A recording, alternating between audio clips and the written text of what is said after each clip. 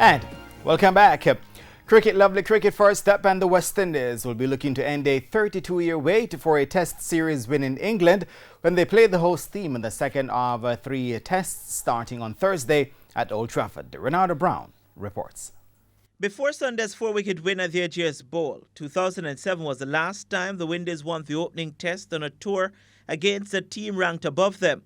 But there is more history to be had for the Caribbean side. 1995 is the last time the Windies won a tour against a team that was not Zimbabwe or Bangladesh when they beat New Zealand 1-0 in a two-match series.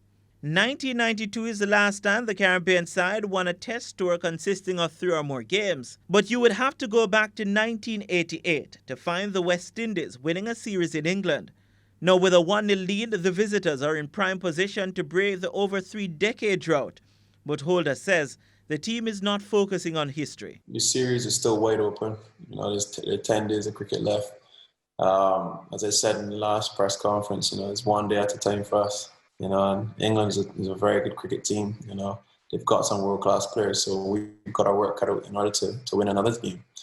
But I don't get too far ahead of ourselves. There are concerns surrounding the team's batting heading into the second test, with Barbadian Sheikh Hope being put under the microscope, having made just 2 half-centuries in his last 34 innings. Holder, however, says there is no pressure on the right-hander to keep his place in the team.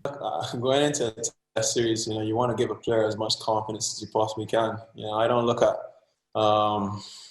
whether you want to drop and select somebody else. More or less, you've got a core group of guys which you give every added confidence and boost to in order for them to go and perform. The great thing about this side is that we've been together now for a while. 1 or 2 players have come in and 1 or 2 players have fallen away, but more or less the nucleus of this squad has been the same. And all I really want to do is just keep encouraging our guys.